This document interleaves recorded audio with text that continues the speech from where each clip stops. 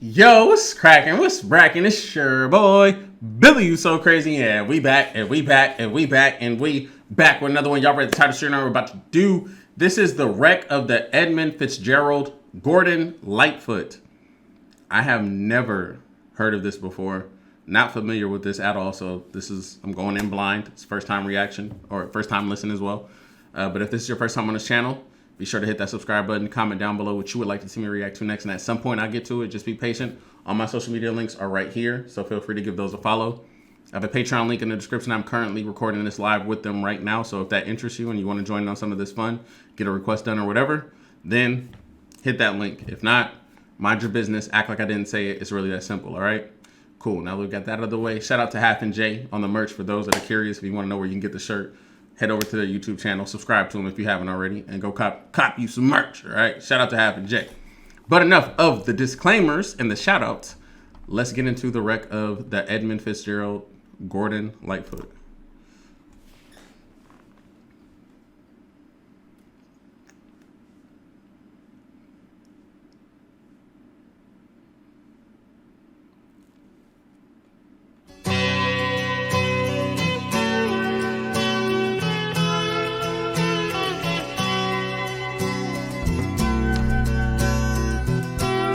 You said this is about a shipwreck on Lake Michigan? Okay, cool. Or it's not cool that the shipwreck, okay, whatever. The legend lives on from the Chippewa on down of the big lake they call Gitchagumi. He got a storyteller voice too. The lake, it is said, never gives up her dead when the skies of November turn gloomy. With a load of iron ore, 26,000 tons more than the Edmund Fitzgerald weighed empty. That good ship and true was a bone to be chewed when the gales of November came early. The ship was the pride of the American side, coming back from some mill in Wisconsin. As the big freighters go, it was bigger than most, with a crew and good captain well seasoned, concluding some terms with a couple of steel firms when they left fully loaded for Cleveland. Then later that night when the ship's bell rang, could it be the north wind they'd been feeling?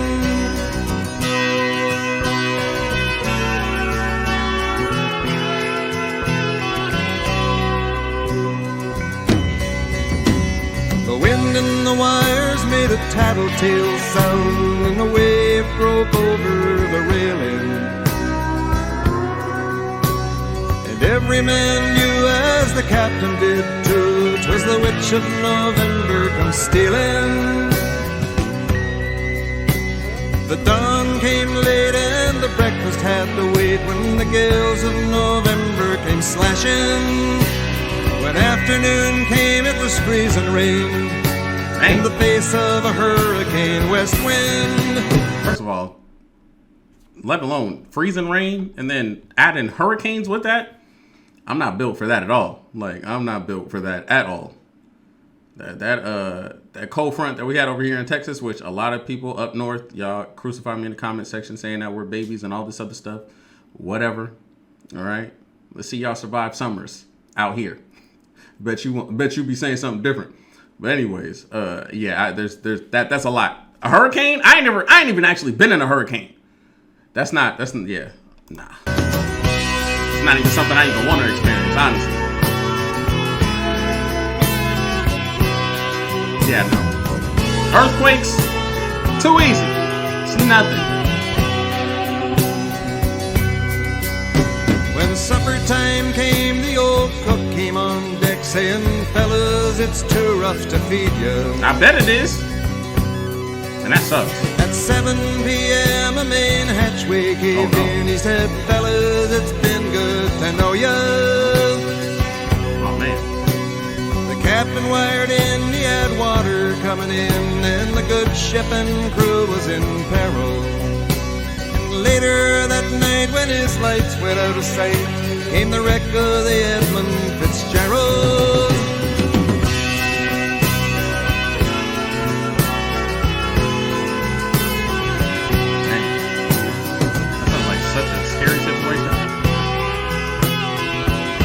Like I'm just imagining like just oh man, that scenario beyond scary, like beyond scary.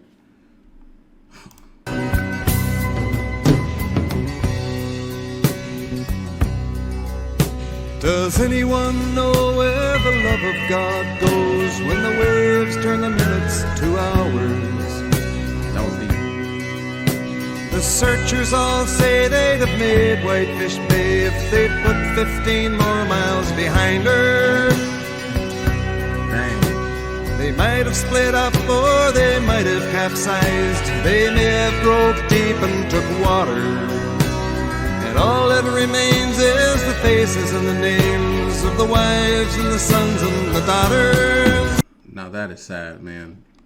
That right there. Oh man, like I said, as I'm listening to him even just sing these lyrics, like I can envision it in my mind, and it's frightening. Like I'm not even there, but I feel like I'm there. Like it's terrifying. And then they're saying that all the remains is the faces and the names of the wives and the sons and the daughters. Wow. And then it was a line in here. Yes, Miss Ruth, that was a line that I was going to talk about because that was a line that I said that it was deep. Does anyone know where the love of God goes when the waves turn the minutes to hours? Yes, for a shore haunting. They might have capsized, they may have broke deep and took water. And all that remains is the faces and the names of the wives and the sons and like the daughters. This is poetry. So this is a real life. This is a real life situation. Like this happened.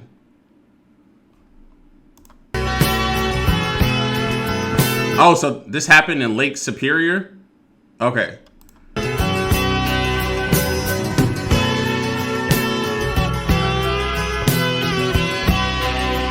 Yeah, I've never heard this story until now. Lake Huron rolls, Superior sings in the rooms of her ice water mansion. Old Michigan steams like a young man's dreams. The islands and bays are for sportsmen. And farther below, Lake Ontario takes in what Lake Erie can send her. The iron boats go as the mariners all know, with the gales of November remembered. Dang, in 1975? This happened in... Wow. Well, I'm going to go ahead and do an age check. How old were you in 1975? Were you familiar with this back then? I'm pretty sure, so I guess I probably, at this point, if this happened in 1975, then I don't have to guess like what demographic is going to be actually listening and watching this reaction. Wow. Well, shout out to all the OGs and double OGs that are currently watching me right now. Watching this young man get educated, because I never heard this before.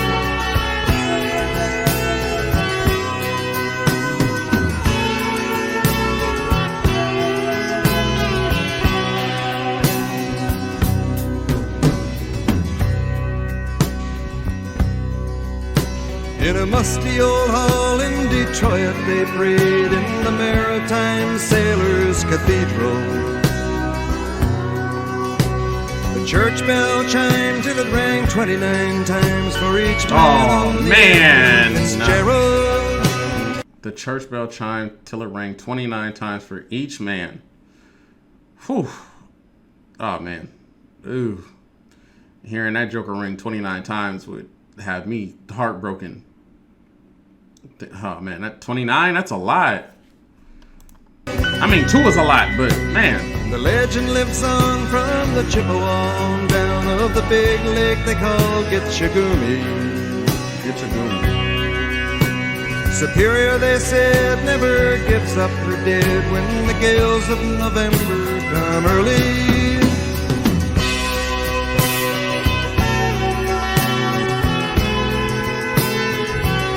Yeah, I'm not familiar with Gordon Lightfoot at all.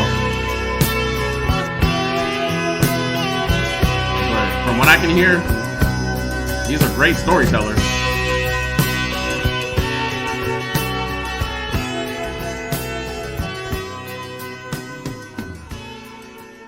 Like, I know this is based on a true story, but I felt like this was meant for him to tell this story for sure. Like, it's definitely 100% digestible. It has some very deep lines that just like hit as soon as I heard it. It was like, whoa, goodness gracious. So that was The Wreck of Edmund Fitzgerald by Gordon Lightfoot. I just learned some things today. He is Canadian? Oh, wow. Okay, well then I guess my Canadian viewership will probably go up on this video. If you are watching currently and you're from Canada, let me know in the comment section. If you enjoyed this reaction, give this video a thumbs up. If you didn't, feel free to give it a thumbs down also. No problem, because I know some people, y'all don't like the fact that I pause and talk and all that stuff. So if that's not your thing, you're going to definitely let it be known in the comment section, and that's all right. I appreciate you all the same. Thank you for taking the time to watch anyways. All my social media links are right there. Patreon in the description, like I said. Currently recording this live with the Crazy Pack. That's who I was talking to. I appreciate your guys' love and support. It is your boy, Billy You So Crazy, and I'll see you on my next video, man. I'm out.